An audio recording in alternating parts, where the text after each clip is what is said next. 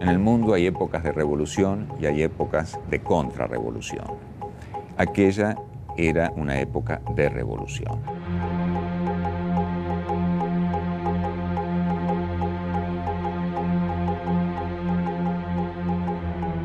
Estábamos en aquel entonces en 1972 y había un gran enfrentamiento entre las fuerzas democráticas y los militares que habían usurpado el poder derrocando al presidente constitucional Arturo Illia en 1966. El peronismo llevaba 18 años proscriptos desde 1955. El clima de contestación y de insubordinación social iba en aumento. No solo el cordobazo, el tucumanazo, el mendozazo, el rosariazo, toda esa cadena de explosiones sociales masivas aceleró y dinamizó ese proceso de crecimiento de las organizaciones. Existían sentimientos profundamente unitarios en los sectores populares, en el pueblo, que vio, sobre todo durante la lucha contra la dictadura de la NUCE, a las organizaciones armadas como abanderadas y vanguardias antiimperialistas, por la democracia, por la justicia social. La NUCE comprende el gran desafío para el sistema, para la hegemonía de la burguesía argentina, que significa este auge de masas y la presencia de las organizaciones armadas.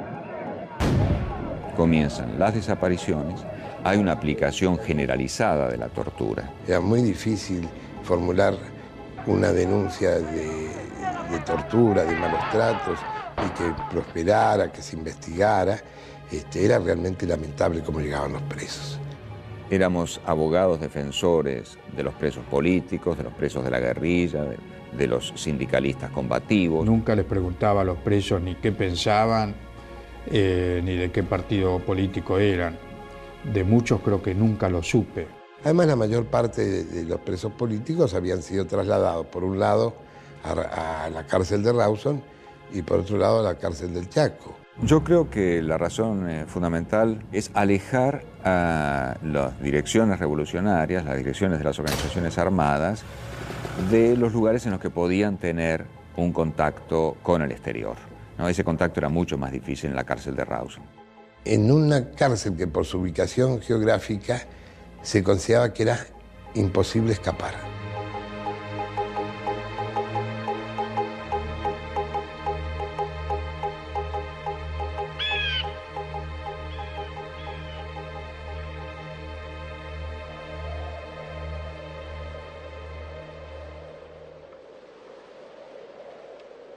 Y una serie de cuadros de las distintas organizaciones armadas, Montoneros, FARC, ERP, se van a reincorporar activamente a la lucha. Esto para nosotros fue todo un éxito entonces.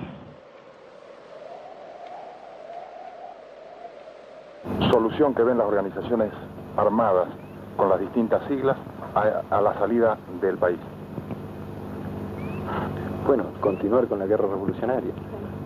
Todo por vía violenta, siempre. La vía no la ponemos nosotros, la vía la pone el régimen.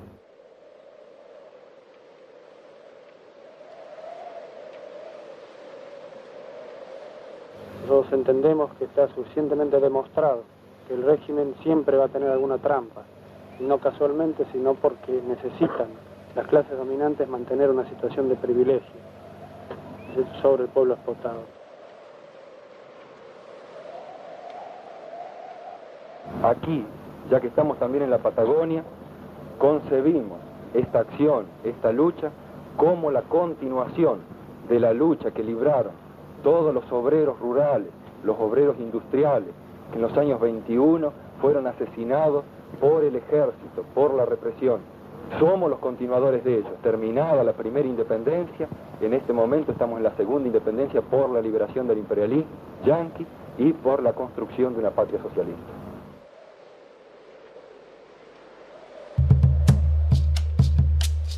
Desde la provincia de Chubut, exactamente en el aeropuerto de la ciudad de Trelew, donde ayer se desarrollaron uno de los acontecimientos que conmovió la opinión pública.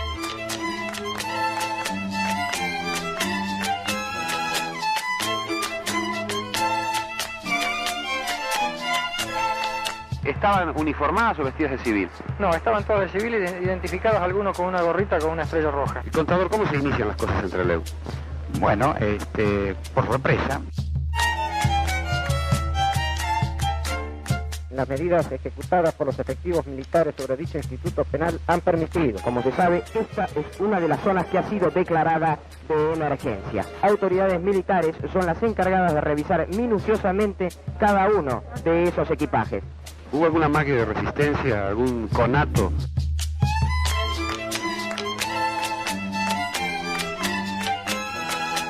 Una mañana fría y lluviosa. Perdón. No, un minuto nada más porque habíamos llegado corriendo. Jugando un poquito con el apellido Santucho, le dije que era un santucho, pero no tanto como para ponerlo en un nicho. ¿Lo amenazaron a usted? No, bajo ningún ¿Dónde se mantuvo usted durante todo el operativo? Ni la tripulación, ni el avión estaban en condiciones para llegar a Cuba.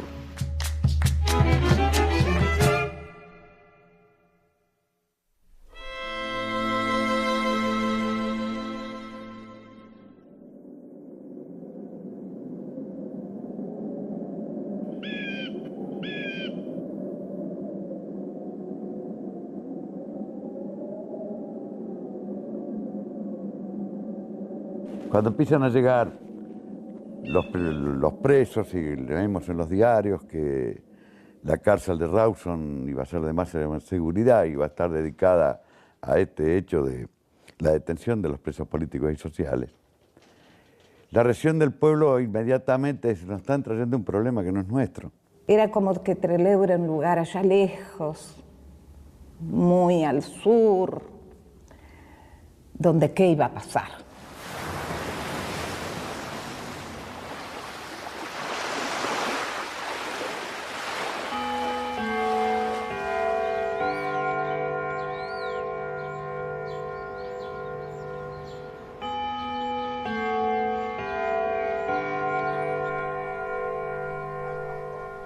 Y un día salió en el diario que habían traído a la cárcel de Rawson a los hermanos Mena, a Pujada, Albertito Camps, María Antonia Berger, y no me acuerdo más, pero eran como 17 o 18, eran muchos.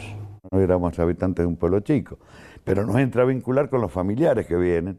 Eso nos entra a vincular con los abogados que vienen a trabajar en esto. Por ahí venía alguien con un collar que decía FAR hacia acá y no teníamos ni idea, así que todo lo que nos podían contar con respecto a qué grupo pertenecían era novedoso. Venían de todos lados, venían de Chaco, de Tucumán, de Córdoba, venían de todos lados. Yo soy la tía de María Angélica Sabelli. Mi vieja que iba al penal de Rawson me dijo, mi vieja tenía 72 años. Yo aprendí cosas que no sabía que existían, ¿no? De que cómo se puede vivir de otra manera. Me llamo Soledad. Soy la mamá de Eduardo Capello.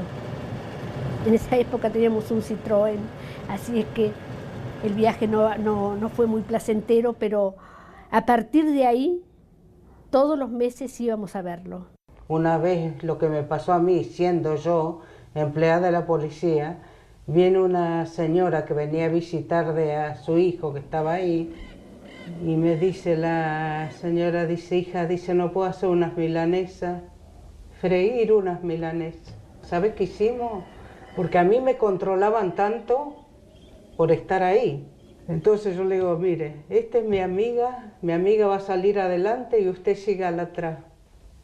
Mi amiga la va a hacer las milanesas. Así hicimos. Era un pueblito chiquito que iba a depender de la solidaridad de la gente para poder contener a tantas personas. Por lo general siempre venían la madre, el padre, la mujer y los chicos, ¿viste? Y sobre todo si había chicos, por ahí se quedaban en casa. Mi casa se llenó de hilitos, de soguitas en la cocina, y en el baño, donde colgaban pañales. Lo que podíamos hacer era tirar colchones en el piso, digamos, en la cocina, comedor que había y en la habitación. La puerta siempre tenía que estar abierta, porque nunca sabíamos quién se iba a refugiar. Y pasaba que para ello quería abrir, estaba con llave, me abría la puerta y yo, ¿usted quién es? Yo me tenía que identificar diciendo que era mi casa. Tenía una gran olla donde hacía mucha salsa y en otro tenía una olla grandota también para poner muchos fideos. Por las dudas, uno nunca sabía si iban a comer 2 o de repente íbamos a ser un pueblo comiendo. Me dicen, vos sabés que nosotros estamos organizando algo para ayudar a esa gente, a esos presos políticos. Estamos organizando apoderados, porque esa gente dentro del penal necesitan ayuda, que quien lo vaya a visitar, quien le puede llevar algo, un paquete de hierba, lo que sea. Y eso me interesó a mí mucho. Yo fui el primero que fui a cumplir esa función, a través mía vino un segundo, y a través de los dos se fue abriendo. Al último hubo como 50 a 60 apoderados. Me contaban después que había dicho Flores, yo quiero que si hay un apoderado para mí, que sea un obrero como soy yo. Entonces caí yo justo ahí. Alrededor de nuestra cama había 170 paquetes. Cada paquete tenía un kilo de hierba, un kilo de azúcar, chocolate, cigarrillos. O sea, para llegar a la cama teníamos que saltar. Entonces a veces hacíamos hasta 6, 7 viajes porque éramos poquita gente con las bolsas cargadas al hombro, ¿no es cierto? En Rawson estaba presa la dirección de todas las organizaciones armadas. Nosotros somos los primeros en llegar.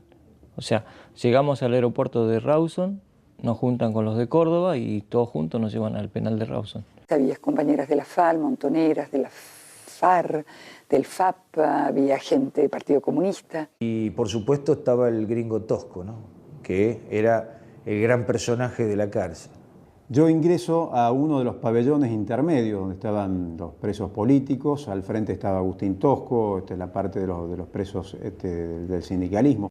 En el pabellón donde yo estaba Santucho, estaba Ulla. Las luchas se complementaba la lucha gremial con la lucha de las organizaciones guerrilleras y cada uno tenía su andarivel, su misión y su tarea. Teníamos que formarnos políticamente para que una vez que saliéramos, o sea, fuéramos a insertarnos inmediatamente y poder seguir militando a la par de los otros compañeros. Nosotros ahí podíamos tener libros. Los entrábamos con dificultad porque los libros en general estaban prohibidos.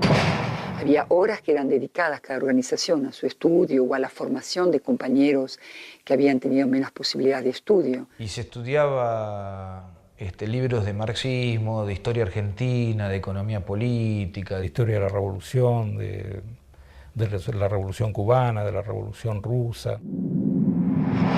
Yo era empleado ya. Mi trabajo era ese, de mi casa a la unidad. La única, como ejemplo, de lo que teníamos nosotros es, ¿cómo se llama?, es de cuidarlos, que no se vayan. Todo lo que te entraba a la unidad, lo controlaba yo. Si eran salidas de internos, si eran entradas, si era... Bueno, ese era el trabajo mío en ese puesto. Y empezaron a traer los terroristas que dicen que eran del DLR, que eran montoneros y qué sé yo. Empezaron a caer todos. Ahí no se puede ir nadie. Yo se lo aseguro. Si uno, como se llama, hace lo que tiene que hacer, esa cárcel es segurísima. Nadie se escapa. Y al principio pensamos que se podía cavar un túnel para salir por el túnel. Yo, por ejemplo, estaba en el pabellón 5 en la última celda, que es donde habíamos comenzado a hacer el túnel. Y no porque estuviera yo, sino porque era la última celda, digamos.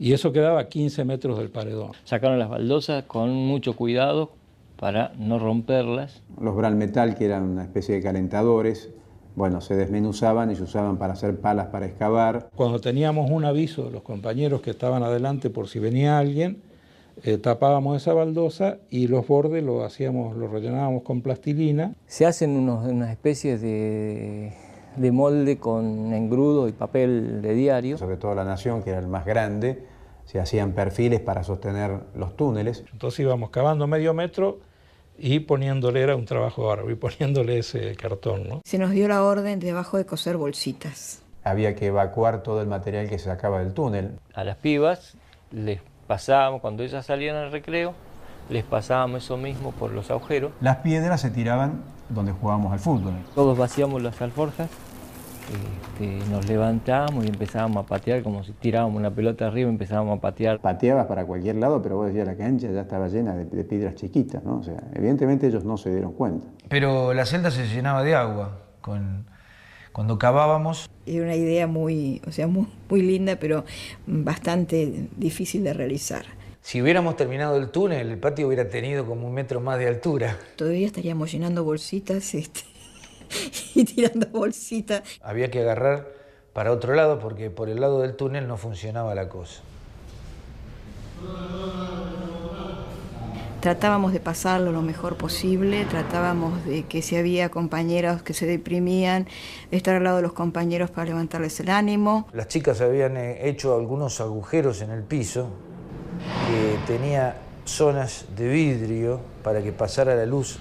Primero era un solo agujero, después se fue sumando otro agujero al lado, cosa que se hacía más grande. A medida que pasaban los días íbamos agrandando cada vez más el agujero. O sea, no sé si nosotros agrandábamos en los agujeros o eran los compañeros de abajo que agrandaban más el agujero, pero de hecho el agujero cada vez tomaba mayor envergadura. Y nos comunicábamos con las mujeres, hacíamos una especie de pirámide y ahí dialogábamos. Eran las visitas que teníamos con las compañeras o los novios, digamos, y las novias, ¿no? A partir de ese agujero se formó la pareja de Alberto Camps y de Rosa María. Podían tocarse, agarrarse la mano, besarse también. Estar mirando por el famoso agujero y lo vi al Roby Santucho, que era una maravilla como bailaba la chacarera.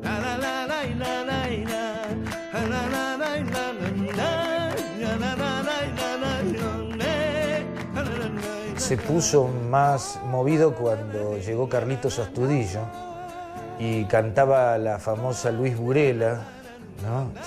Donde decía: ¿con qué armas, señor, pelearemos? Y ahí todo el coro gritaba: con las que les quitaremos, dicen que grito. Los compañeros se ponían al borde de la reja, los del pabellón de enfrente al borde de la reja de ellos, nosotros al borde de la reja nuestra, y era prácticamente una especie de gran guitarreada sin vernos las caras, con reja por medio, pero nos podíamos escuchar bien. La sensación era verdaderamente que estábamos en una época histórica que verdaderamente valía la pena vivir. Era una fiesta, verdaderamente. Y esto marcaba en la cárcel reuniones grandes. Y después de las charlas individuales, normalmente terminaban en un gran debate donde Tosco, Santucho, Quieto, Pujada participaban abiertamente Era un debate. No hubo discriminación entre aquel que era exclusivamente un preso gremial o un preso que había decidido la lucha armada. En última instancia nos sentíamos en un mismo camino. Y yo dije, no, yo tengo que luchar. Porque si un general San Martín luchó por una libertad, y ya había leído algo bastante del Che Guevara, y yo dije que el Che Guevara también luchó por una sociedad mejor, quiso una libertad diferente. Era una época de heroísmo, era donde todos creíamos y sentíamos que lo mejor que nos podía pasar en la vida era tener un sentido heroico de la vida.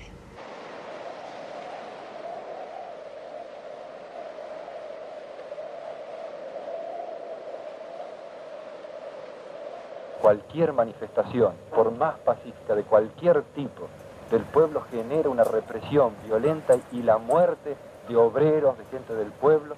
Nosotros hemos entendido que la única forma de combatir a la dictadura militar, la única forma de combatir al capitalismo es organizándonos, es creando una fuerza militar que derrote la fuerza militar del enemigo. Si hay elecciones y las elecciones son lo suficientemente limpias como para poder participar, el pueblo va a participar. El pueblo tiene suficiente conciencia para discernir eso. Nuestra obligación es estar junto a ellos, junto al pueblo, porque somos parte del pueblo.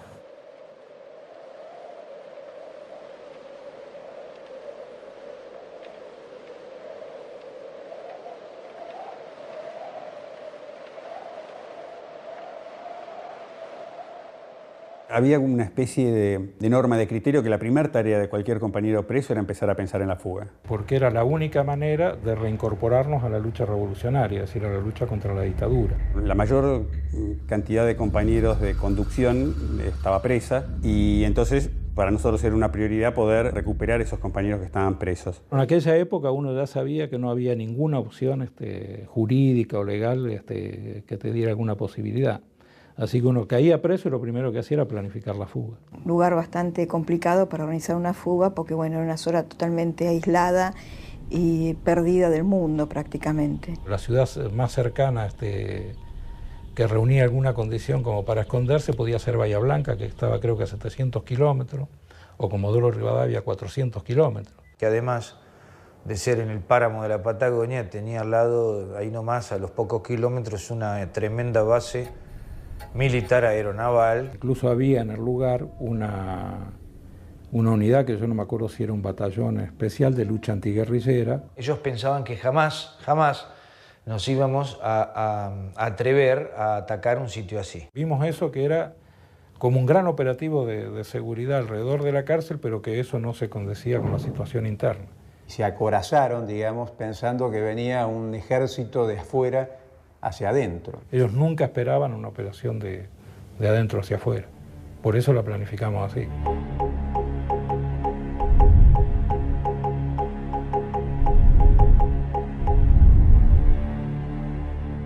Y bueno, la idea fue tomar la cárcel desde adentro. Con el apoyo de los compañeros de afuera, con los camiones, para salir organizadamente del penal, el secuestro de un avión y partir todos los compañeros hacia Chile y posteriormente hacia Cuba.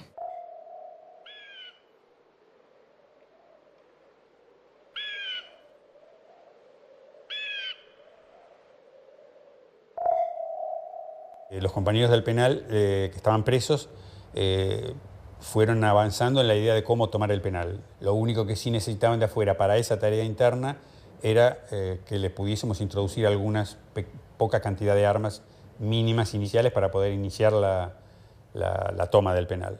El guardiacárcel que colaboraba con nosotros en la fuga se llamaba Facio. Esto es lo que nos posibilitó a nosotros ingresar, por ejemplo, muy cuidadosamente el uniforme militar y una sola pistola. Facio era un flor de tipo, alegre, le gustaba a las mujeres, le gustaba jugar, le gustaba todo, le gustaba la plata. Dicho en su homenaje, era uno de los guardias que tenía mejor relación con los presos, o sea, no era solamente por plata. La plata de alguna manera lo terminó de definir, pero él tenía buena actitud, digamos así, no era de los carceleros más duros y yugas, como le decían. Tuvimos varios encuentros súper clandestinos y él tomaba muchísimas precauciones porque tenía mucho miedo. ¿Cuál era la excusa de la fuga? Era habitual que hubiera inspecciones militares en el penal. Pensamos que si nos vestíamos de militares a la hora de tomar el penal, íbamos a poder avanzar, reducir a los guardias sin despertar sospechas. Teniendo el uniforme militar ya teníamos la base inicial, teníamos el jefe de la supervisión del penal. Vivíamos en la época de una dictadura, entonces un uniforme militar más gente de civil armada era más o menos una forma que coincidía con lo habitual de la forma de operar de los militares en la época. Como yo había estado 5 años en el liceo militar, de los 12 hasta los 18, y conocía más o menos de memoria el comportamiento de un oficial del ejército, entonces bueno, el uniforme lo paso a ocupar yo. Nosotros habíamos arreglado con él, con Facio, de que, que él quedaba ahí, pero si se generaba a raíz de la acción alguna sospecha sobre su participación, se venía con nosotros.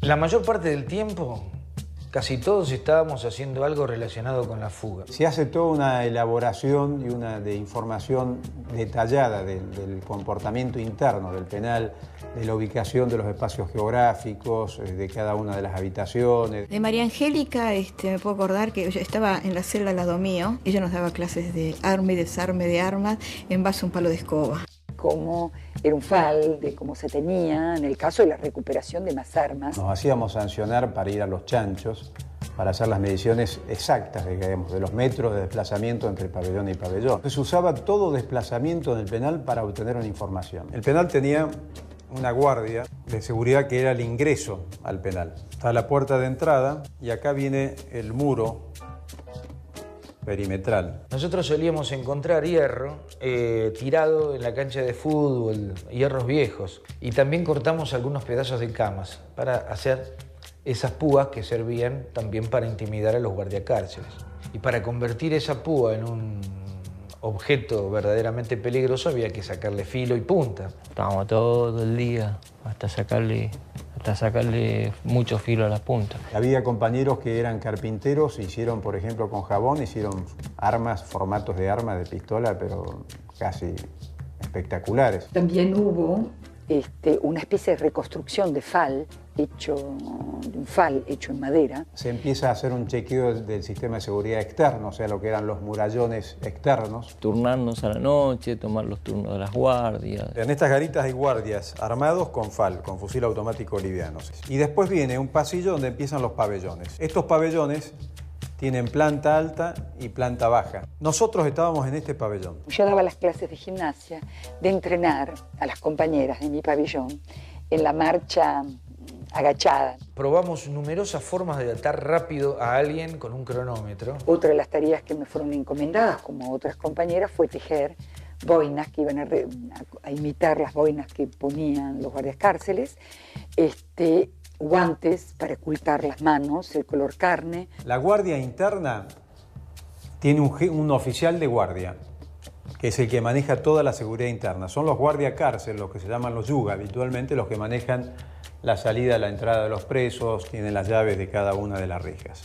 En la medida que íbamos a empezar a pasar por los pasillos que nos llegaban a la sala de armas y a la salida del penal, había que estar lo más discretamente vestidos posibles. Había que generar en el penal determinados tipos de movimientos que no llamaran la atención fundamentalmente a la guardia externa. Se empezó a hacer cosas que no se hacían habitualmente, peñas, guitarreadas, cánticos. Cuando se produjera la fuga, para ellos fuera normal que el penal hubiera bullicio, cantos, movimientos.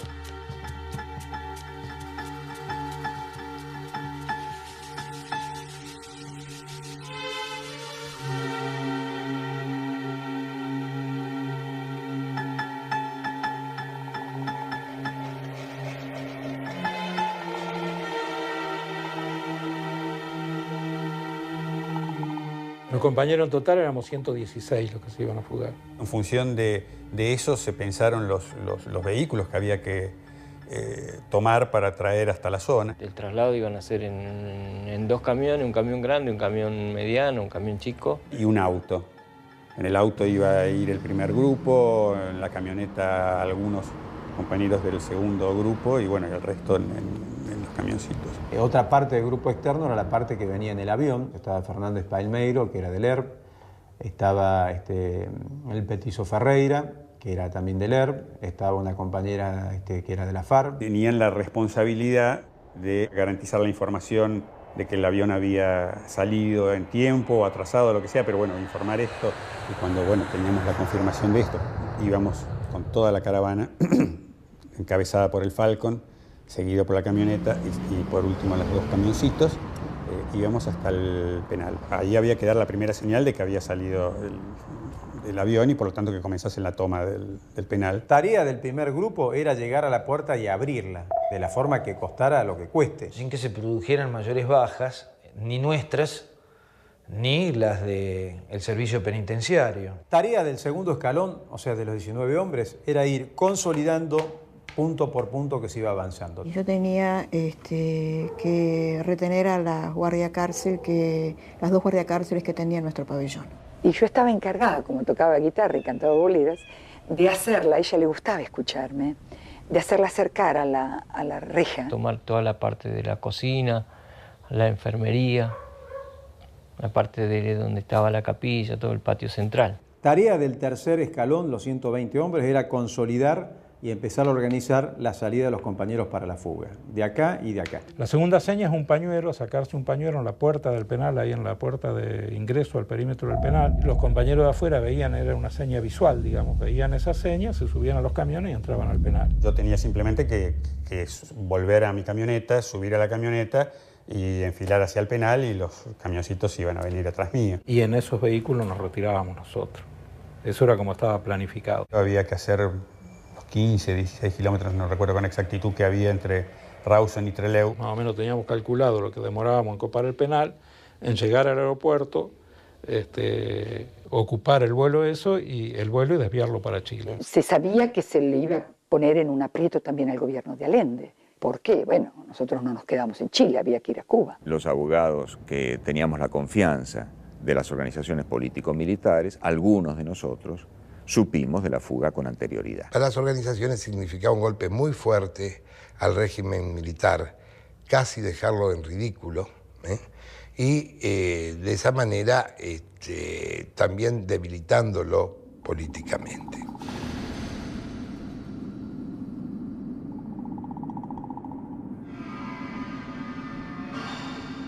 Tosco estaba a favor de la fuga, pero en contra de participar. En el recreo anterior a la fuga, yo no me acuerdo si fue el anterior o el día anterior, yo creo que fue el anterior. El inmediatamente anterior a que nos íbamos a fugar, habíamos decidido decirlo. El planteo de Tosco era que él era un dirigente político y social, y por lo tanto el gobierno tenía la obligación de dejarlo en libertad por derecho. Entonces fuimos a decirlo, fuimos Marco Satinki y Roby y yo. Creo que con muy buen juicio Tosco decide apoyar moralmente esta iniciativa y relativamente comprender los objetivos, pero no participar, porque su situación era otra. Le dijo Roby, le dijo, bueno, mira gringo, le decíamos nosotros, mira gringo, nos vamos a fugar. Y bueno, entonces él nos miró y se sentó. Como que se sentó en cuclillas así sobre la veredita, ¿no? Entonces pensó 10 segundos, no sé, a mí me parece más, pero debe haber sido 10 segundos, y absolutamente lo único que dijo fue, ¿y yo qué tengo que hacer?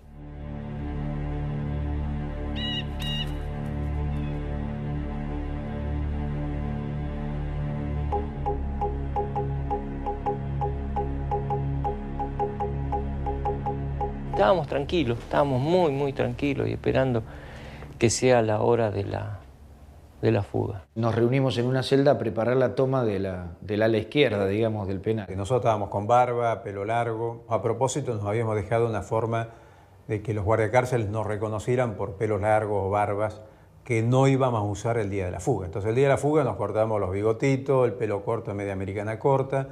La orden de empezar la fuga en todos lados iba a ser cuando cantáramos la Luis Burela. Lo que me quedó grabado por el grado de, no sé cómo llamarlo, pero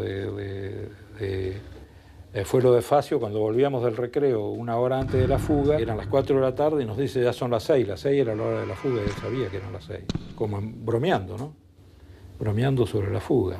Nos encontramos ya directamente en el lugar en la mañana del 15 de agosto. Estábamos a mitad de camino, que era un camino súper descampado. Cuando recibimos la información telefónica desde Comodoro Rivadavia de que el avión salía, se pone en marcha todo el operativo de la fuga. Nosotros recibimos pocos minutos antes de las 6 de la tarde la seña desde afuera. A su vez nosotros devolvimos una señal que también indicaba que la acción se realizaba y que nosotros también estábamos en condiciones de comenzar la acción. Estaba todo absolutamente muy organizado. Estábamos convencidos que iba a salir bien. Nosotros estábamos decididos a hacerlo y teníamos plena convicción de que salía sí o sí. Había un compromiso muy, muy fuerte en eso. Y muchas ganas de vivir, muchas ganas de vivir.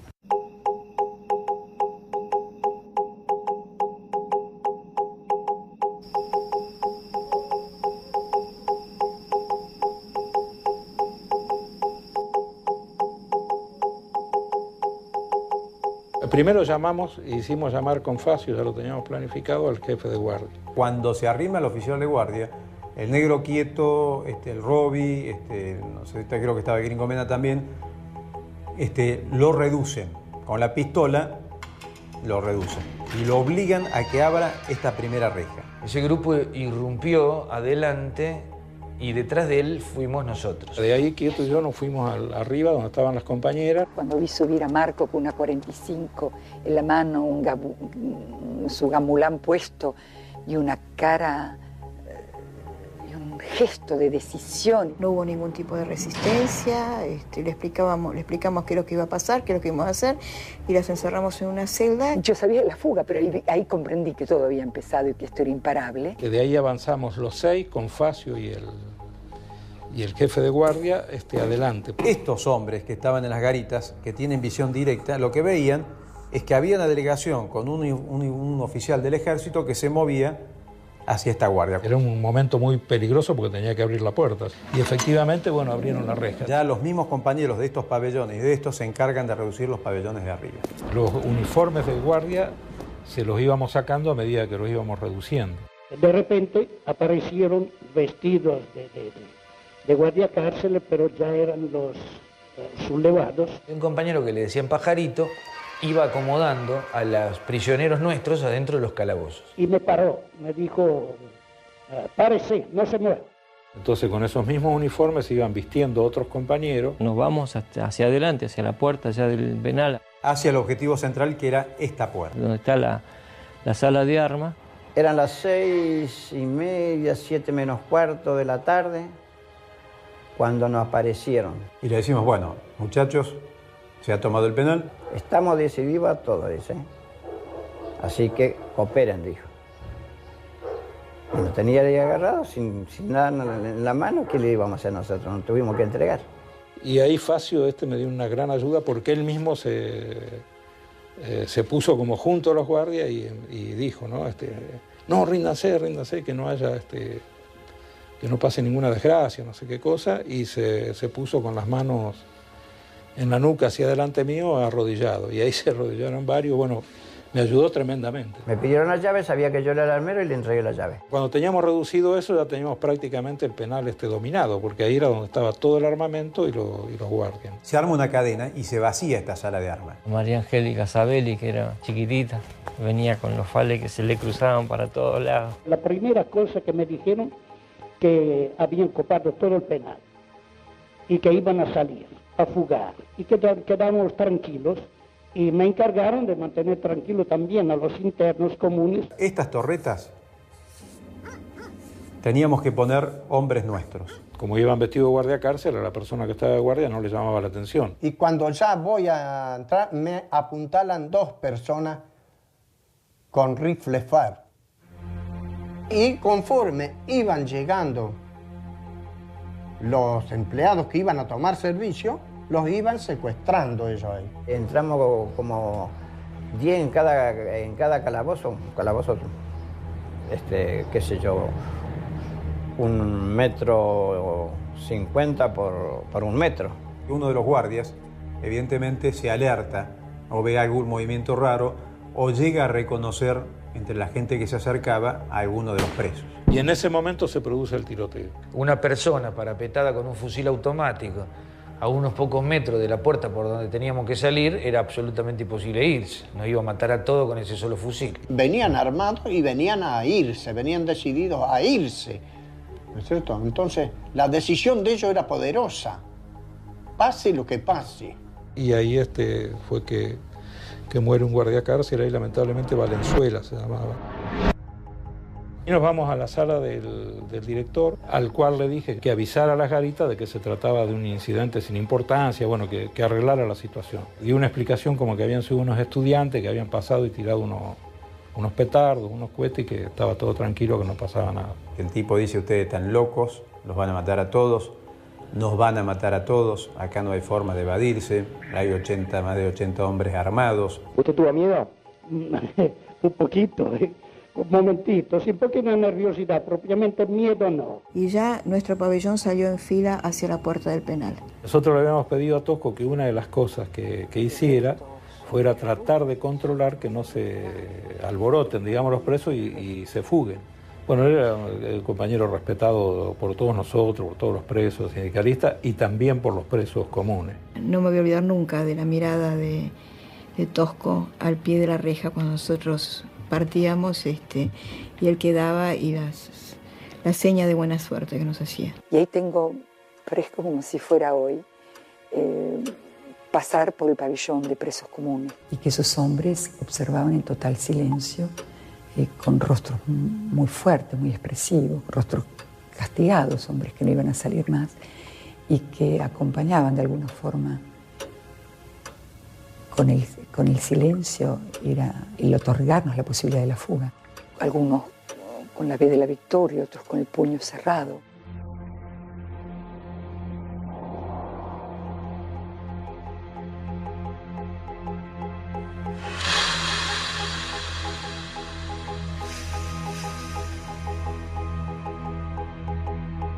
los compañeros habían formado una larga fila de 110 compañeros a lo largo del pasillo del penal, listos para subirse al camión. Nos paramos en la puerta de salida, lo cual era ya como estar en libertad, o sea que había que tener una paciencia para no salir corriendo. Sabíamos quiénes eran los primeros compañeros que tenían que partir, quiénes eran los segundos, cuál era el primer grupo, cuál era el segundo grupo, el grueso que salíamos con los camiones. La compañera, que es Susana Alejar, había hecho la seña con el pañuelo que implicaba que el jefe del grupo de transporte, para llamarlo de alguna manera, ingresaba al penal para recogernos y con todos los vehículos previstos y ir hacia el aeropuerto de Trelew, ¿no? Pero no entraba ningún auto.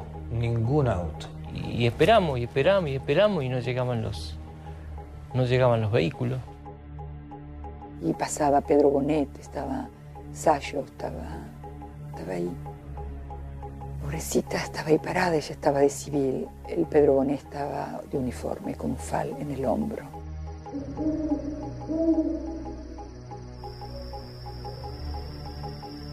Marco Satinki me dice, nos quedamos, Negrito, me parece que nos quedamos porque no vienen los camiones. Lo vi a Capello, la vi creo que a Lesgar. Cuando yo salgo de acá, ya acá había ingresado un solo coche. Un Falcon que venía un compañero en el Falcon ese, Carlos Goldenberg, y dijo, los camiones se van. No sé qué pasó, pero se van. Se acercó Pedro y dijo, compañeros, algo falló. Tienen que volver. Hasta la victoria siempre. Ahí se produce una confusión mía. Lo cierto es que, bueno, el Falcon ingresa al penal. Yo veo una señal que interpretó como que la cosa había ido mal, que se había fracasado. La convicción de los compañeros de afuera no era la misma convicción que teníamos nosotros. Ellos no pensaban que no se podía hacer la operación. La distancia que había era corta, no había posibilidad de dudas respecto a la señal. La plaza quedaría 30, 40, 50 metros como mucho. La dificultad no era en todo caso de la distancia, sino sobre todo el peso de muchas exageradas responsabilidades que uno tenía que asumir. Uno creía que, como también decía antes, de que difícilmente terminase con estar preso. La opción era que salía bien o que nos podían matar de alguna manera, ¿no? A partir de esta señal que a mí me pareció de fracaso es que yo le digo a los camiones que nos retiremos. Dimos en silencio media vuelta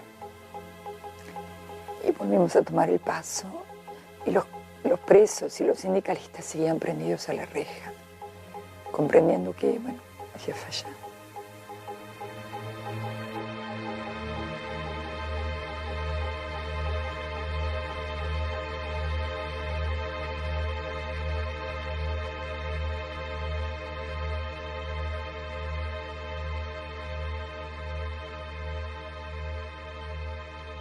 Lo primero que había que garantizar era que los compañeros de la dirección salieran. En ese auto salieron Gorriarán, Osatinsky, el Gringo Mena, Santucho, el Negro Quieto, y yo. Y obviamente Carlitos, que era el chofer del Ford Falcon. El grupo 1 se sube al Falcon y dice, bueno, llamen remises, llamen por teléfono a remises, nosotros nos vamos al aeropuerto. Y lo primero que hicimos fue recorrer Rawson, porque no podíamos creer que no habían entrado los camiones. Lo que pensábamos era que se habían confundido, que estaban perdidos en alguna calle, ¿no? Al no encontrarlos, ahí nos demoramos bastante, salimos rumbo a Trelew, ¿no? Yo estuve con los compañeros, con los 19 restantes que estaban delante nuestro, que salían en los taxis. Llamaron por teléfono de la colonia penal pidiendo un coche. Fuimos con total confianza, como lo hacíamos siempre. Cuando yo moví la mano para apagar la luz, el tipo me puso la pistola en la cabeza. Y viene uno que se arrima a la ventanilla y me dice, no, bájese porque hemos tomado el penal. No se mueva, me dice. Bájese y deje la llave puesta. Segundos habrán sido, 2 o 3 minutos habrá sido. Sí, enseguida nos vinieron. Y ya nos vinieron a sacar cada uno a su coche. Ya cuando fuimos al coche ya estaba cargado, estaba completo. Inclusive hay un compañero que entra por la ventana casi. El último de todos, después del cual cerramos el penal, fue Carlitos Astudillo, el cantante de la Luis Burela. Se fueron todos, ¿no? Quedó silencio. Nosotros teníamos que mantener a la gente que teníamos secuestrada dentro del penal como rehenes. Y aguantar hasta que para una rendición con condiciones. Y a mitad de camino nos ponemos a conversar con los compañeros y allí con los otros choferes se me aclara la cosa de que no sé qué sería, pero que no era una señal de que las cosas estaban mal. Entonces, no sé cuántos kilómetros habremos recorrido, decidimos regresar con los camiones para volver al penal. No venía nadie, yo digo, parece que nadie se ha enterado de esto. Entonces volvimos hacia el penal con la idea de volver a ingresar, a ver si todavía estábamos a tiempo de poder ayudar a sacar compañeros del penal. Y ahí ya estaban las rondas de la penitenciaría y patrulleros. La orden es de que cada uno vuelva a sus pabellones. La cuestión en ese momento era salir vivo. Hasta ese momento seguía siendo importante la fuga. En cierta manera dijimos, bueno, nosotros no lo logramos, pero por lo menos que ellos lo logren. Se iba la conducción y se iban los compañeros más importantes de las organizaciones. O sea, no lo veía en ese momento como un fracaso de la operación. Lo sentía como una cosa como que, bueno, no alcanzó para mí.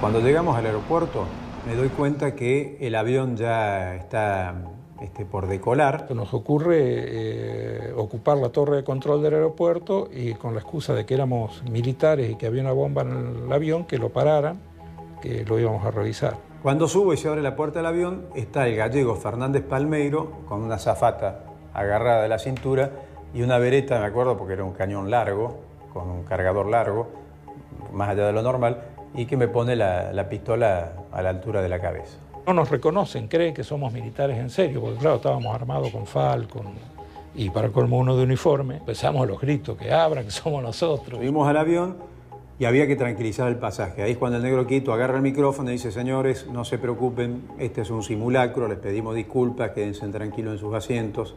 Es las tropas, no sé cuánto, le dijo, estamos haciendo un operativo de entrenamiento, porque acá hay una cárcel donde hay terroristas muy famosos, y la gente se tranquiliza.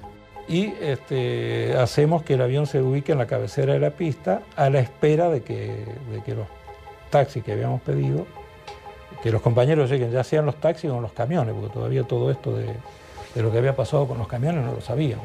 Cuando subimos al coche me dice, vamos a Trelew al aeropuerto. Textuales palabras, lo más rápido posible, pero sin matarnos. Y salgo para Trelew por la ruta nueva, que era una ruta que la estaban haciendo. Y él venía atrás mío. Y el otro señor, que no está más, venía tercero. ¿Eran 21 que llevamos? No, 19. Los 19 restantes eran también cuadros de dirección. Llevaban más de 25 minutos de atraso respecto al resto. Y cruzar los dedos para que los compañeros pudieran llegar al aeropuerto y pudieran abordar el avión. Los 4 vidrios del auto, los bajaron y iban apuntando para afuera. Una de ellas, la mujer que yo llevaba, apuntaba por la luneta para atrás. Le digo yo a Bonet, le pregunto, ¿por dónde vamos? ¿Por arriba o por abajo? Y Bonet me dice, bueno, vamos por arriba. Y salta el otro, que creo que era Pujada, no puedo asegurar. Dice, no, por arriba no, porque está la base. Yo digo, acá va a estar la base o va a estar la policía y nos van a hacer sonar.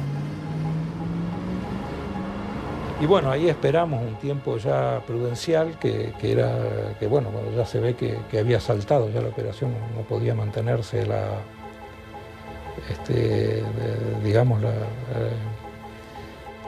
no podían ignorar ya que se había producido el copamiento del penal. Lo lógico es que pusieran un IMOG, un vehículo cortando la pista de salida y abortaran la operación. El otro coche se quedaba muy lejos, muy atrás. Como había bajada, subida, que yo por ahí se cortaba la luz, entonces me decía Bonet a mí, espere un cachito, pare, vamos a esperar al tercer auto. Lo esperamos hasta que se arrimó la luz del tercer auto y seguimos. Cuando entramos al puente de Trelew, pasamos el puente de Trelew, otra vez había quedado muy lejos. Y paramos otra vez. Volvimos a parar de vuelta. El piloto salía, el pobre piloto salía, era su primer viaje después de un tratamiento psicológico, había tenido problemas y se encuentra con esta acción. Y ahí el piloto no quería, estaba negándose a ir a Chile porque decía que no le alcanzaba la nafta, ¿no? Entonces el tipo dice, no, porque hay tormenta, porque hay nieve, porque no estoy preparado, no conozco la ruta, no tengo nafta, no tengo aceite, no tenía nada. Entonces, bueno, ahí Robbie le dice, si nos caemos todos. Me dice el pelado Marcos Satín que, mira, hace el papel del malo, yo hago el papel del bueno. Entonces yo negocio, vos enfrentalo. Entonces yo entro como loco y lo aprieto al pobre piloto, le digo barbaridad y media. Y entonces el piloto me dice, bueno, sáquenme en el energúmeno. Y entonces ahí entraba el pelado Marcos Satín, que todo diplomático, campechano, pero mira, la verdad que... Entonces lo convenció. Cuando nosotros llegamos, cuando enfocamos en la pista, Bonet me dice, hágame esta señal luces. Y empezamos a hacer señal luces. El avión estaba por carretear. Si nosotros no paramos esos 2 minutos que paramos en la ruta, se van todos tranquilamente. Se van todos. ¿Sí? Si el avión estaba carreteando, cuando llegamos el avión carreteaba. Y ya era tarde porque ya lo estaban esperando hace rato. Y en ese avión iban los otros, compañeros de ellos. Y desde vuelo, hasta que tuvimos contacto, fuimos comunicándonos con el aeropuerto para ver si habían llegado más compañeros, ¿no? Ahí se comunica Bonet y se comunica, creo que, Mariano. ¿Ellos qué plantean? Que por lo menos el primer escalón se vaya. No correr el riesgo de hacer aterrizar el avión. Entonces toman el aeropuerto, como estaba planificado, toman la torre de control, cosa que nosotros no habíamos llegado a controlar. Efectos de tratar de salvar la vida, que en esa época, en manos de la dictadura, no tenía mucho valor, digamos.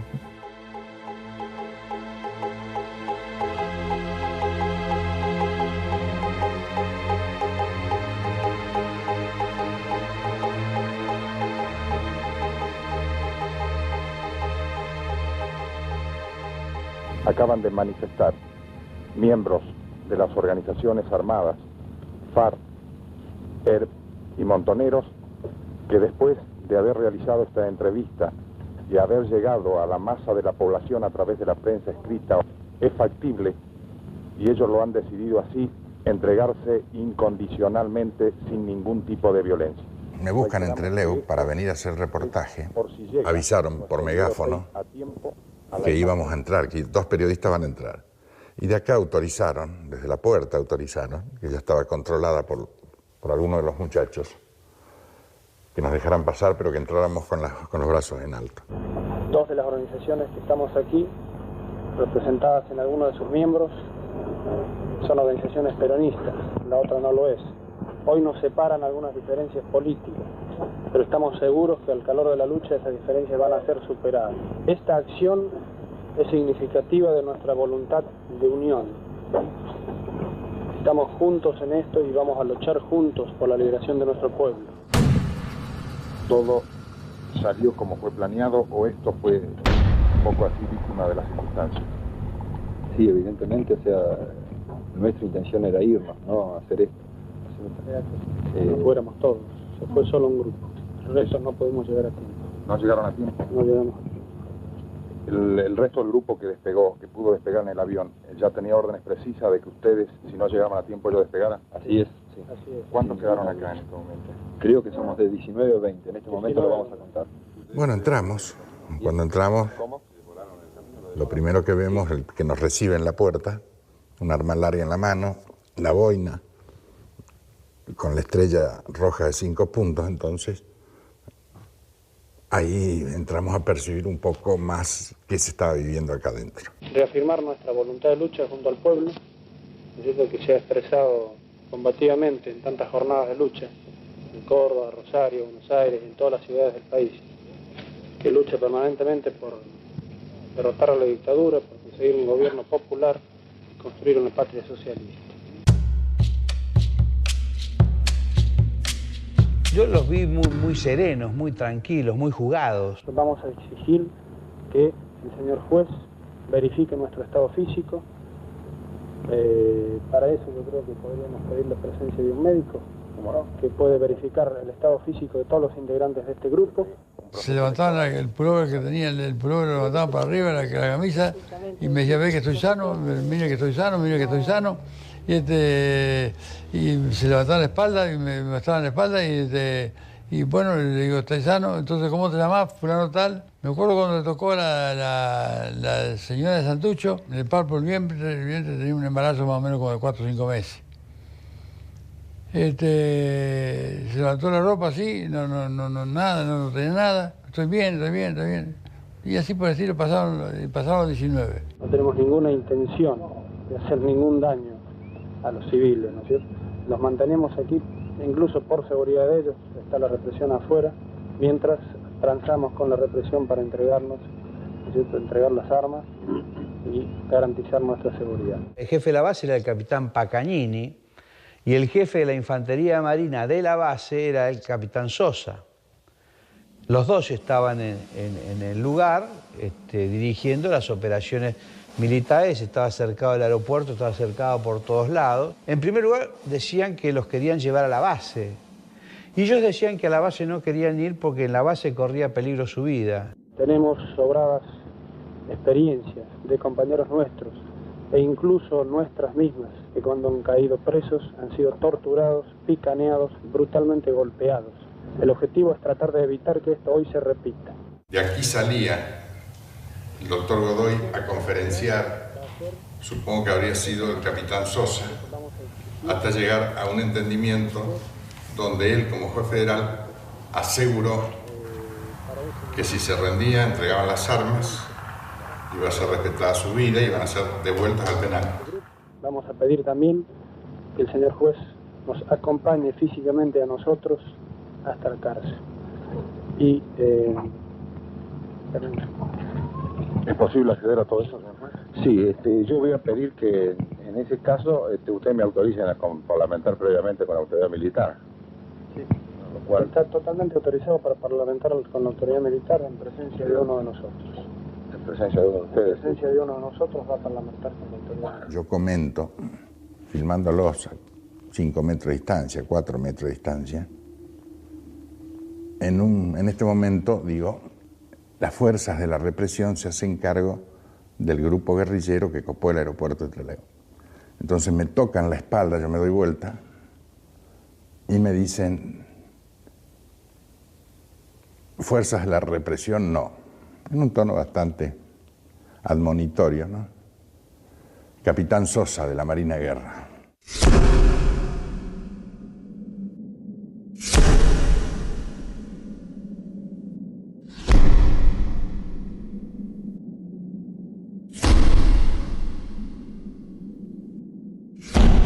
Subieron al ómnibus, fueron acompañados por un abogado, Mario Abel Amaya, por 3 periodistas y el juez.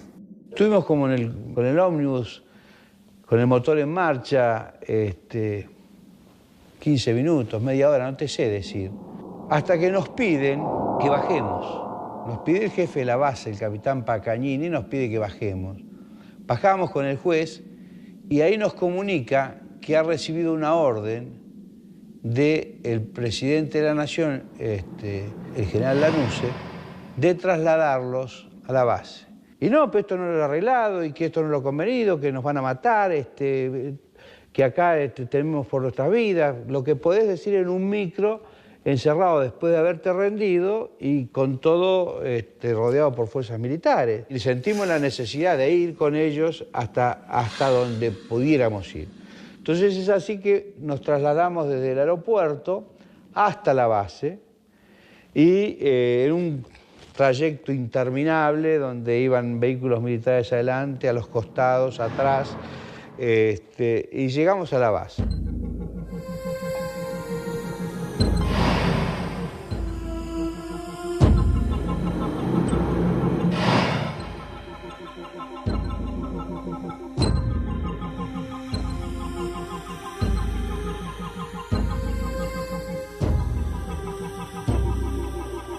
Estábamos escuchando un boletín con mi marido y de repente por televisión dijeron, vamos a hacer un alto porque tenemos que dar una noticia de último momento. Íbamos a viajar prácticamente casi todos los abogados y nos encontramos que la respuesta fue que los vuelos estaban cubiertos. Lo hacemos en remises y tenemos una experiencia sobre el terreno que era una experiencia contradictoria y alarmante. Ustedes pueden observar también que aproximadamente a 200 metros de la entrada del penal hay apostados soldados con fusiles automáticos livianos, equipos de radiocomunicación. Este es el aeropuerto en donde se desarrollaron los acontecimientos la semana pasada y que culminó con la rendición de 19 de los extremistas que no lograron fugar y que eran evadidos del penal de Rawson.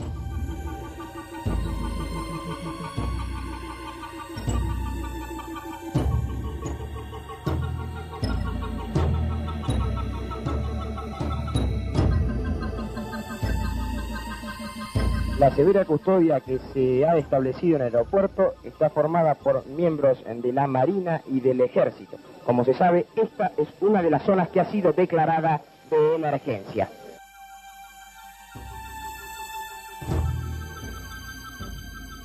Estaba el coronel Premoli y estaba Galtieri. Estaba el juez Quiroga, de la Cámara Federal en lo Penal, el fuero antisubversivo. Los escritos se los pasábamos por debajo de su puerta, ¿no? Porque jamás nos atendió. La cárcel estuvo cerrada para los abogados y nadie sabía qué pasaba adentro. Con la base Almirante Sar no lo intentamos porque no se podía llegar siquiera. El camino a la base estaba cortado. ¿Tienen algún tipo de información? No hay más información que la que las Fuerzas Armadas han oficialmente transmitido. Ayer, mientras que fuimos al juzgado federal, que queda enfrente al penal, oíamos los gritos de protesta de los presos políticos de la dictadura que se encuentran en la cárcel de Rawson. Usted no pudo tampoco ingresar a la base aeronaval, ¿no? Tampoco, no es posible acercarse. Nosotros queríamos por todos los medios que nos dejaran por lo menos arrimarle frazadas y remedios, y ropas de abrigo, porque si habían salido de la otra cárcel así, y con el frío que hace en el sur, pensábamos en que podían enfermarse. Estaba claro que se preparaba una gran represalia con los detenidos, que ya no eran presos sino rehenes, y que esa humillación que el gobierno había sentido con la fuga de las principales figuras detenidas dentro del EU iba a tener un costo de sangre. ¿Su presencia aquí obedece a los hechos que son de conocimiento? No obedecen a esto. Obedecen a otros problemas, pero por supuesto todo tiene relación entre sí. De todas maneras, aprovechando su presencia aquí, ¿ha visitado la base aeronaval?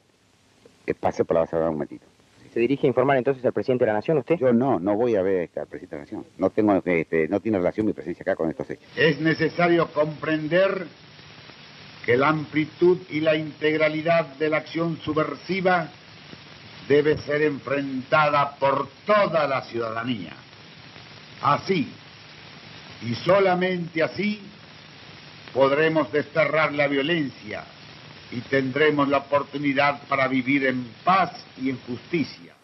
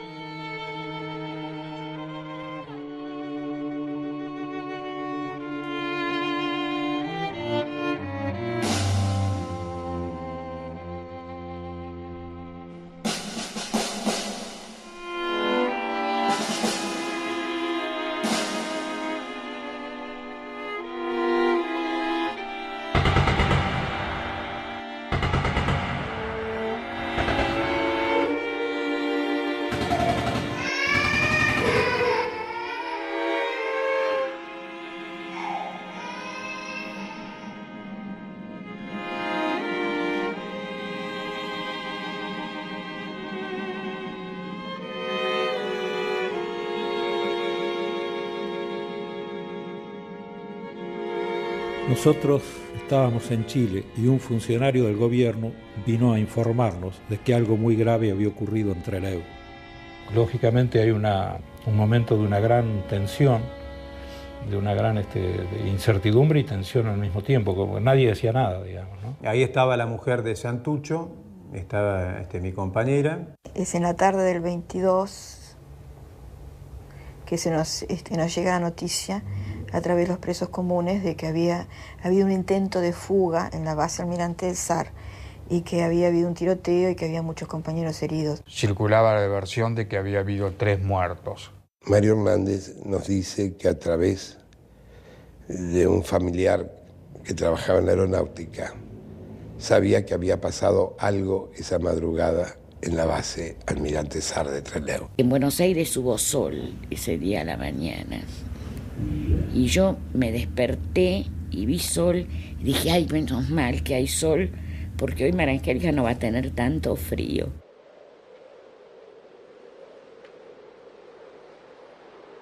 Alguien me llama por teléfono, yo estaba trabajando, me dice, mira, hay que decírtelo, mataron a 16.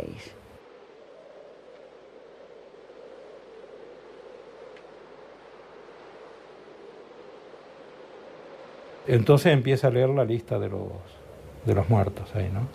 Empieza a leer los nombres.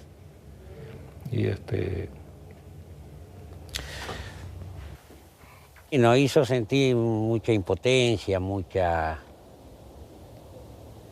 bronca, ¿no? Lloramos todos. ¿Qué íbamos a hacer? Ojalá se hubieran ido todos. Hubieran podido agarrar el avión ese que estaban esperando. Y no que hubieran hecho esto que hicieron.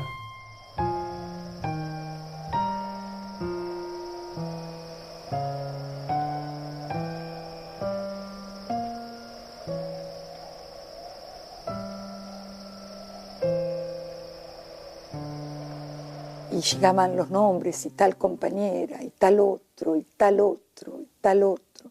Mataron a una señora de Santucho que estaba embarazada. Santucho cruzó las manos sobre la mesa, bajó la cabeza y estuvo sin hablar cerca de 1 hora. A mí me persiguió muchísimo durante mucho tiempo como una culpa de alguna manera. Me sentí muy responsable. La muerte de los compañeros a mí me volvía loco durante muchos años, digamos. Yo creo que hubo un profundo silencio, digamos, en este pueblo porque nadie esperaba un desenlace de ese tipo, ¿no es cierto?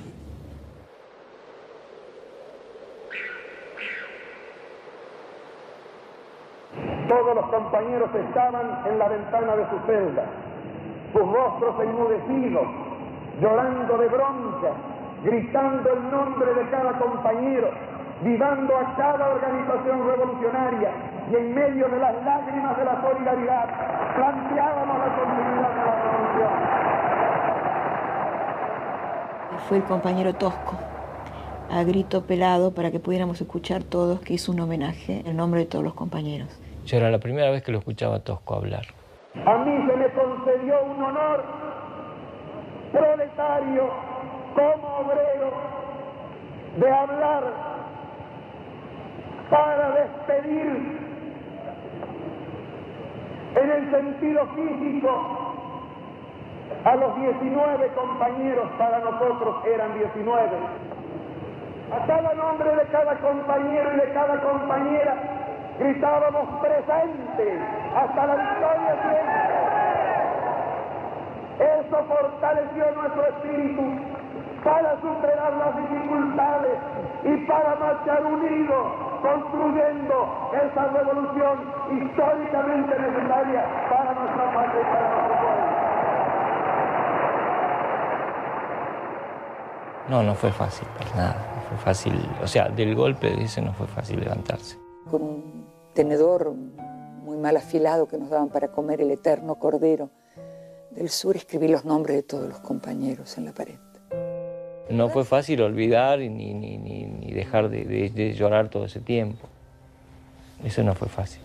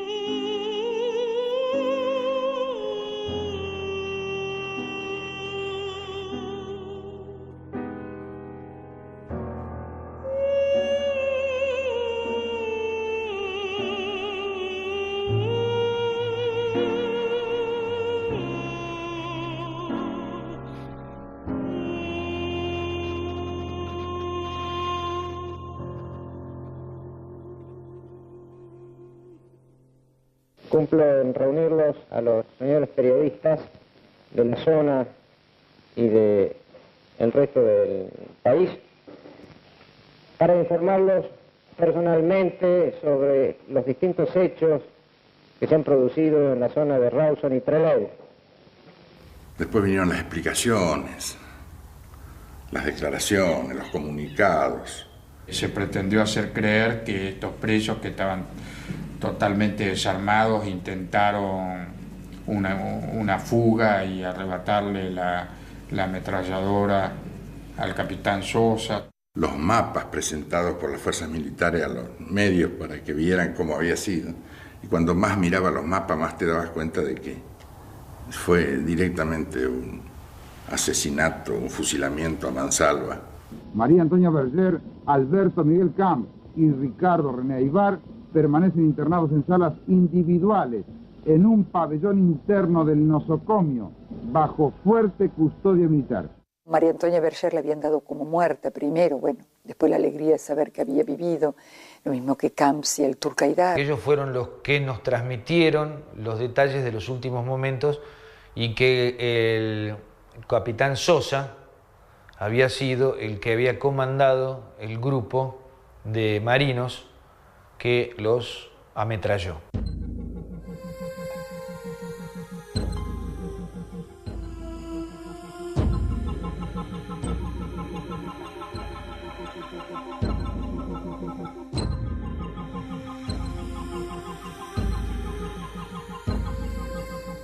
María Antonia me decía que fue una semana terrible, pero que los compañeros confiaban que iban a volver al penal. Pero los verdugueaban, los ponían desnudos, sobre todo a Pujadas, Tudillo, a Capello, y los hacían barrer, los insultaban, sobre todo Sosa. Y que varias veces hubo intento de fusilamiento con balas de fogueo. Y que esa noche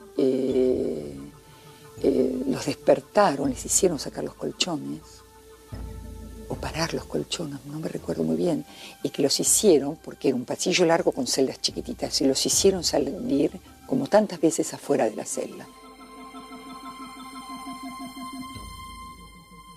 El oficial de guardia o el cabo de cuarto estaba a la entrada y a unos 10 metros estaba en la celda, en un pasillo que terminaba en una cosa ciega que no tenía salida para ningún lado. Me acuerdo que había 1 o 2 colimbas que hacían guardia. Y esa noche lo sacaron a todos.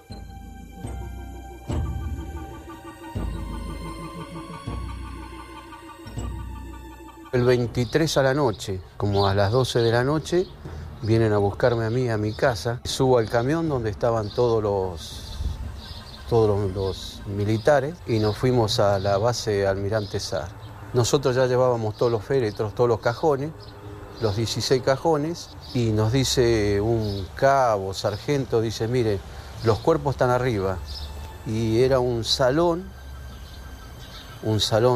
grande, Y bueno, ahí donde yo entré y vi todos los cuerpos.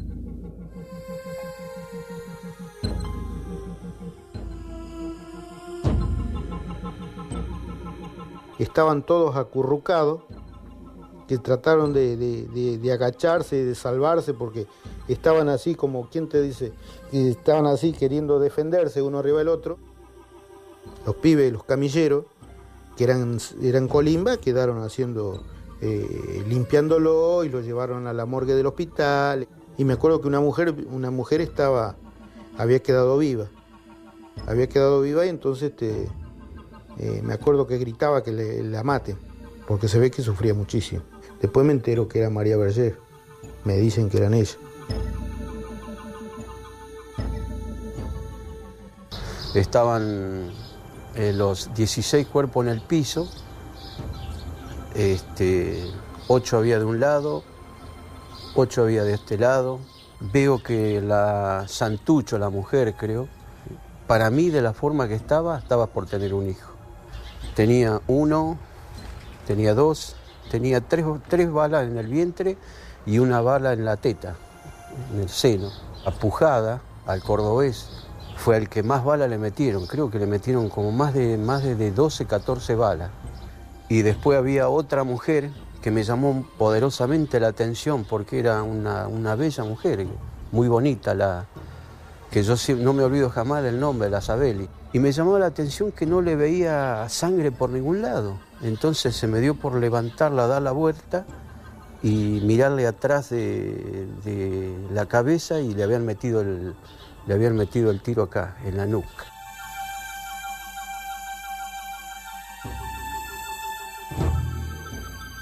Alcancé a ver a la única mujer que había quedado viva, que era la Berger.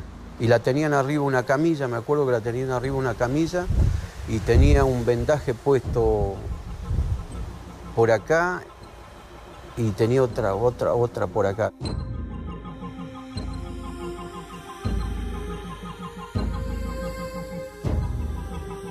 De las primeros compañeros era Clarisa y Susana Lesgar, Ana María, Villarreal, Santucho, que son los primeros que caen y gritan. Y se dan cuenta, María Antonia era de las últimas, con Isabeli, y Astudillo, todos esos compañeros, Camps eran de los últimos. Se dan cuenta que esta vez es cierto, que no es un intento, sino que es, y se tiran hacia adentro. Y ella escucha la muerte de los compañeros, los gritos. Creo que Coyuyo Mena dijo, Argentina, viva la Argentina, hasta la victoria siempre, compañeros. Otros hijos de puta. Después paran las ráfagas y empiezan los insultos y van celda por celda a dar ese tiro de gracia. Y vio, con los ojos entrecerrados, que le ponía la pistola acá en la mandíbula y el tiro, la explosión en una 45, una Ballester Molina, eso que usaban, la explosión de la cabeza.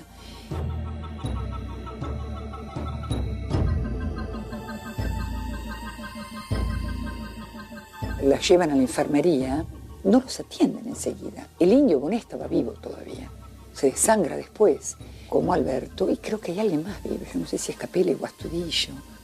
Y ella escribió con su sangre que se trataba de una masacre.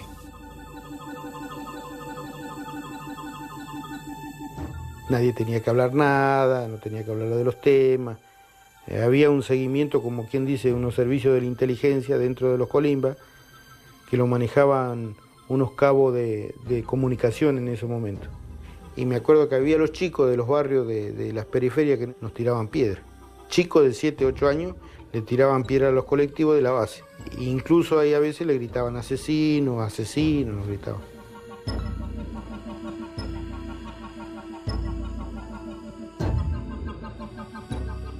Y después empezamos a encajonarlos, hasta que vino uno de los, fue el que dio la orden, dijo, bueno, hay que soldar todos, suelden todo y déjenlo. Cuando salimos, me acuerdo que me dijo el oficial ese que nos trae en el jeep, me dice, usted tiene un hijo, dice, un hijo chiquito. Usted no tiene que hablar,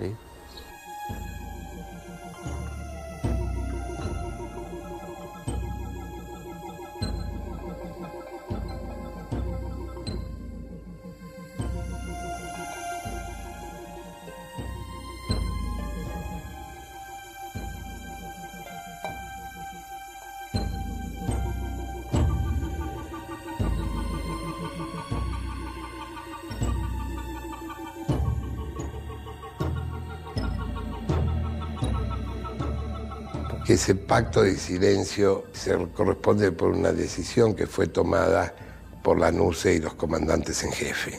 Hubo una reunión del ministro de Relaciones Exteriores que se llamaba McLaughlin en aquel momento con el embajador chileno en Buenos Aires. En ese encuentro el gobierno argentino le solicitaba que nos devolvieran a nosotros, y el embajador chileno reiteró lo que ya había explicitado desde el primer día, que era que en ningún caso iban a devolvernos, ¿no? Cuando terminó esa reunión entre el embajador y el ministro de Relaciones Exteriores, el ministro de Relaciones Exteriores se dirigió a la Casa Rosada, ahí tuvo una reunión con la NUCE, y de ahí salió la decisión de cometer el crimen, porque eso fue a la tardecita, el crimen fue a las 2 de la mañana. ¿Ustedes son los 3 sobrevivientes del 22 de agosto? De la masacre del 22 de agosto.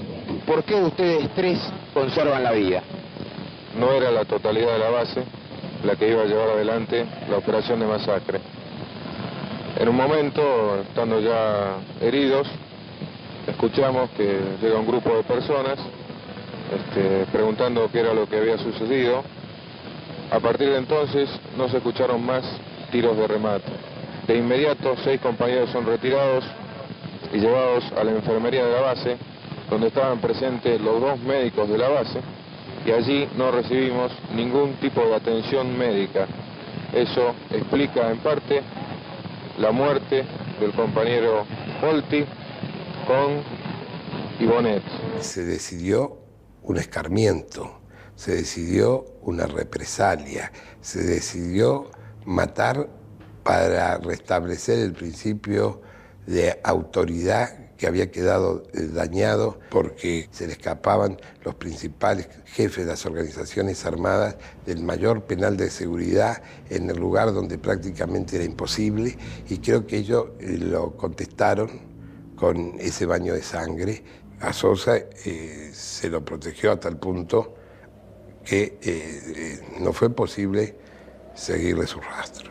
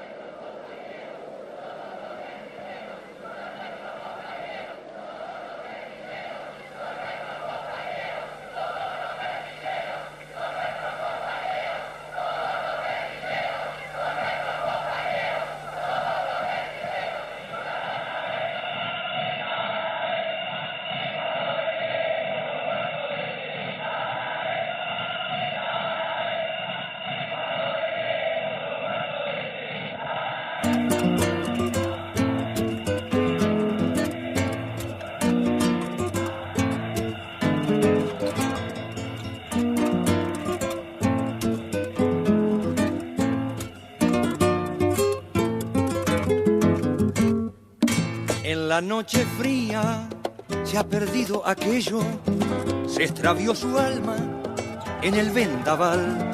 Tanta hermosura que alegró las tardes, que encendió las luces de nuestra ciudad. En la noche oscura se ha perdido aquello, en los diarios viejos se apagó su voz. La ropa tendida sobre los alambres saluda al ausente, prolonga el adiós. Dicen que se fue, dicen que estará, dicen que se ha muerto, dicen que volverá. Dicen que se fue, dicen que estará, dicen que se ha muerto, dicen que volverá.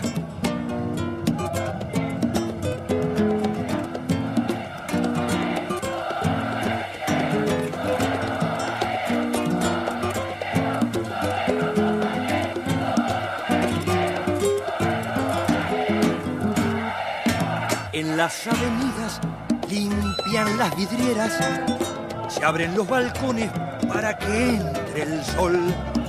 La gente retoma su tenso camino, retumba el trabajo sobre el hormigón, en la melodía que tocan a veces, pidiendo tijeras a la población.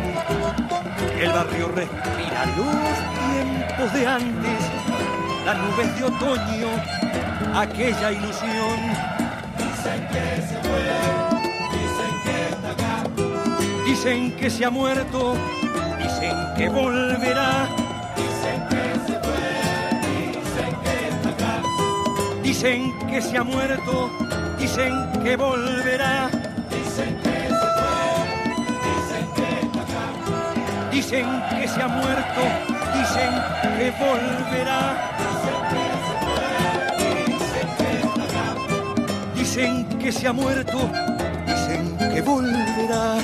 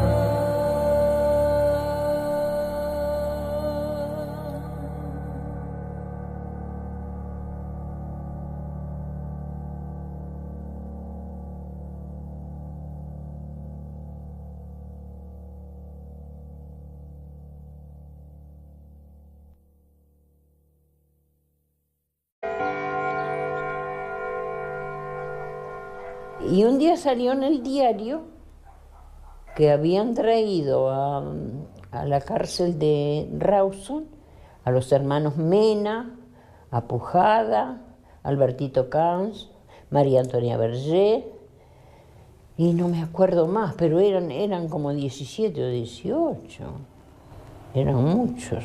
No éramos habitantes de un pueblo chico, pero nos entra a vincular con los familiares que vienen, eso nos entra a vincular con los abogados que vienen a trabajar en esto. Por ahí venía alguien con un collar que decía FAR hacia acá y no teníamos ni idea, así que todo lo que nos podían contar con respecto a qué grupo pertenecían era novedoso. Venían de todos lados, venían de Chaco, de Tucumán, de Córdoba, venían de todos lados. Yo soy la tía de María Angélica Sabelli. Mi vieja que iba al penal de Rawson me dijo, mi vieja tenía 72 años. Yo aprendí cosas que no sabía que existían, ¿no? De que cómo se puede vivir de otra manera. Me llamo Soledad. Soy la mamá de Eduardo Capello. En esa época teníamos un Citroën, así es que el viaje no fue muy placentero, pero a partir de ahí, todos los meses íbamos a verlo. Una vez lo que me pasó a mí, siendo yo empleada de la policía, viene una señora que venía a visitar a su hijo que estaba ahí, y me dice la señora, dice, hija, dice, no puedo hacer unas milanesas, freír unas milanesas. ¿Sabes qué hicimos? Porque a mí me controlaban tanto por estar ahí. Entonces yo le digo, mire, esta es mi amiga va a salir adelante y usted siga al atrás. Mi amiga la va a hacer las milanesas. Así hicimos. Era un pueblito chiquito que iba a depender de la solidaridad de la gente para poder contener a tantas personas. Por lo general siempre venían la madre, el padre, la mujer y los chicos, ¿viste? Y sobre todo si había chicos, ahí se quedaban en casa. Mi casa se llenó de hilitos, de soguitas en la cocina y en el baño, donde colgaban pañales. Lo que podíamos hacer era tirar colchones en el piso, digamos, en la cocina, comedor que había ahí en la habitación. La puerta siempre tenía que estar abierta, porque nunca sabíamos quién se iba a refugiar. Y pasaba que por ahí yo quería abrir, estaba con llave, me abría la puerta y ¿usted quién es? Yo me tenía que identificar diciendo que era mi casa. Tenía una gran olla donde hacía muchas.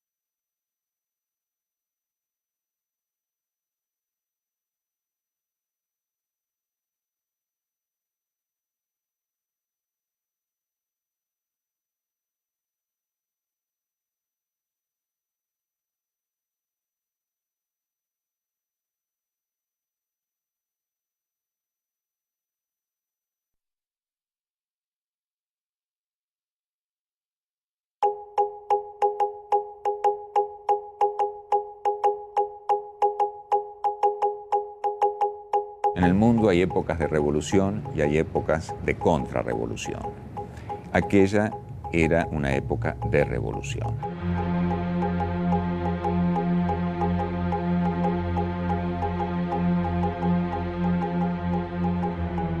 Estábamos en aquel entonces en 1972 y había un gran enfrentamiento entre las fuerzas democráticas y los militares que habían usurpado el poder derrocando al presidente constitucional Arturo Illia en 1966.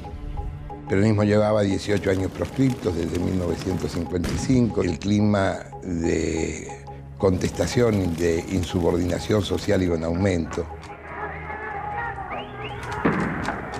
No solo el cordobazo, el tucumanazo, el mendozazo, el rosariazo, toda esa cadena de explosiones sociales masivas aceleró y dinamizó ese proceso de crecimiento de las organizaciones. Existían sentimientos profundamente unitarios en los sectores populares, en el pueblo, que vio, sobre todo durante la lucha contra la dictadura de la NUCE, a las organizaciones armadas como abanderadas y vanguardias antiimperialistas, por la democracia, por la justicia social. La NUCE comprende el gran desafío para el sistema, para la hegemonía de la burguesía argentina, que significa este auge de masas y la presencia de las organizaciones armadas. En este momento estamos en la segunda independencia por la liberación del imperialismo yanqui y por la construcción de una patria socialista.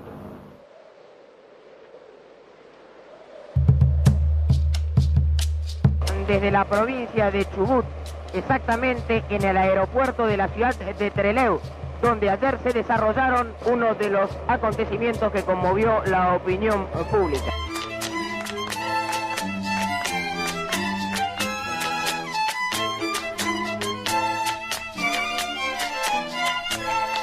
¿Estaban uniformadas o vestidas de civil? No, estaban todos de civil, identificados algunos con una gorrita con una estrella roja. Y contador, ¿cómo se inician las cosas en Trelew? Bueno, por sorpresa. Las medidas ejecutadas por los efectivos militares sobre dicho instituto penal han permitido, como se sabe, esta es una de las zonas que ha sido declarada de emergencia. Autoridades militares son las encargadas de revisar minuciosamente cada uno de esos equipajes. ¿Hubo alguna máquina de resistencia, algún conato?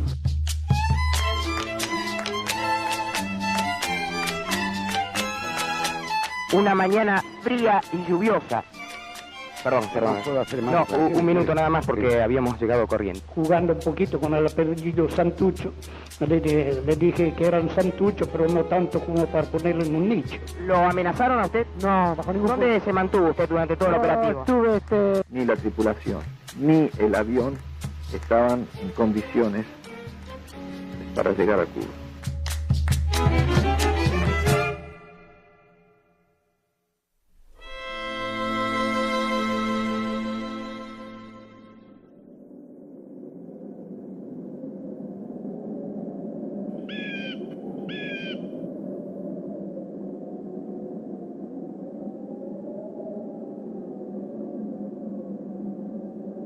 Cuando empiezan a llegar los presos y leemos en los diarios que la cárcel de Rawson iba a ser de máxima seguridad y iba a estar dedicada a este hecho de la detención de los presos políticos y sociales, la reacción del pueblo inmediatamente es: nos están trayendo un problema que no es nuestro.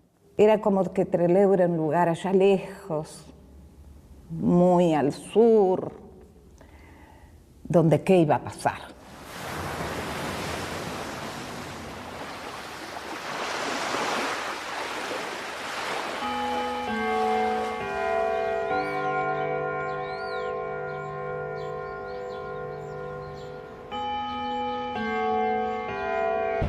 Comienzan las desapariciones, hay una aplicación generalizada de la tortura. Era muy difícil formular una denuncia de tortura, de malos tratos, y que prosperara, que se investigara.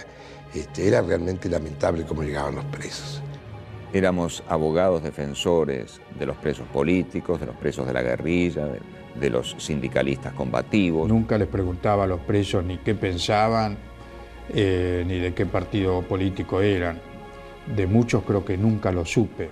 Además, la mayor parte de los presos políticos habían sido trasladados, por un lado, a la cárcel de Rawson y por otro lado a la cárcel del Chaco. Yo creo que la razón fundamental es alejar a las direcciones revolucionarias, las direcciones de las organizaciones armadas, de los lugares en los que podían tener un contacto con el exterior, ¿no? Ese contacto era mucho más difícil en la cárcel de Rawson. En una cárcel que por su ubicación geográfica se consideraba que era imposible escapar.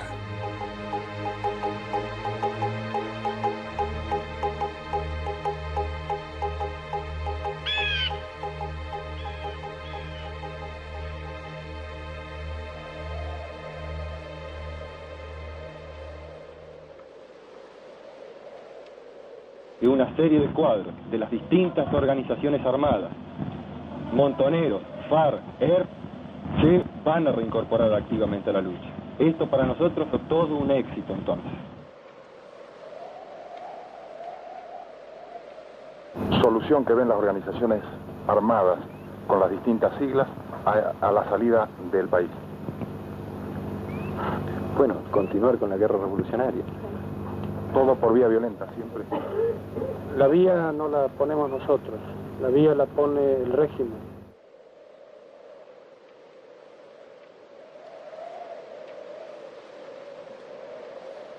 Nosotros entendemos que está suficientemente demostrado que el régimen siempre va a tener alguna trampa, y no casualmente, sino porque necesitan las clases dominantes mantener una situación de privilegio sobre el pueblo explotado. Aquí, ya que estamos también en la Patagonia, concebimos esta acción, esta lucha, como la continuación de la lucha que libraron todos los obreros rurales, los obreros industriales, que en los años 21 fueron asesinados por el ejército, por la represión. Somos los continuadores de ellos. Terminada la primera independencia, en este momento... Salsa, y en otro tenía una olla grandota también para poner muchos fideos. Por las dudas, uno nunca sabía si iban a comer dos o de repente íbamos a ser un pueblo comiendo. Me dicen, vos sabés que nosotros estamos organizando algo para ayudar a esa gente, a esos presos políticos. Estamos organizando apoderados, porque esa gente dentro del penal necesitan ayuda, que quien lo vaya a visitar, quien le puede llevar algo, un paquete de hielo, lo que sea. Y eso me interesó a mí mucho. Yo fui el primero que fui a cumplir esa función. A través mía vino un segundo y a través de los dos se fue abriendo. Al último hubo como 50 a 60 apoderados. Me contaron después que había dicho Flores, yo quiero que si hay un apoderado para mí, que sea un obrero como soy yo. Entonces caí yo justo ahí. Alrededor de nuestra cama había 170 paquetes. Cada paquete tenía 1 kilo de hielo, 1 kilo de azúcar, chocolate, cigarrillos. O sea, para llegar a la cama teníamos que saltar. Entonces a veces hacíamos hasta 6, 7 viajes porque éramos poquita gente con las bolsas cargadas al hombro, ¿no es cierto? En Rawson estaba presa la dirección de todas las organizaciones armadas. Nosotros somos los primeros en llegar. O sea, llegamos al aeropuerto de Rawson, nos juntan con los de Córdoba y todos juntos nos llevan al penal de Rawson. Había compañeras de la FAL, montoneras de la FAR, del FAP, había gente del Partido Comunista. Y por supuesto estaba el gringo Tosco, ¿no? Que era el gran personaje de la cárcel. Yo ingreso a uno de los pabellones intermedios donde estaban los presos políticos. Al frente estaba Agustín Tosco, la parte de los presos del sindicalismo. En el pabellón donde yo estaba Santucho, estaba Ulla. Las luchas se complementaba la lucha gremial con la lucha de las organizaciones guerrilleras y cada uno tenía su andarivel, su misión y su tarea. Teníamos que formarnos políticamente para que una vez que saliéramos, o sea, fuéramos a insertarnos inmediatamente y poder seguir militando a la par de los otros compañeros. Nosotros ahí podíamos tener libros. Los entrábamos con dificultad porque los libros en general estaban prohibidos. Había horas que eran dedicadas cada organización a su estudio o a la formación de compañeros que habían tenido menos posibilidad de estudio. Y se estudiaba libros de marxismo, de historia argentina, de economía política, de historia de la revolución, de la revolución cubana, de la revolución rusa. Yo era empleado ya. Mi trabajo era ese, de mi casa a la unidad. La única, como ejemplo, de lo que teníamos nosotros es, ¿cómo se llama?, es de cuidarlos, que no se vayan.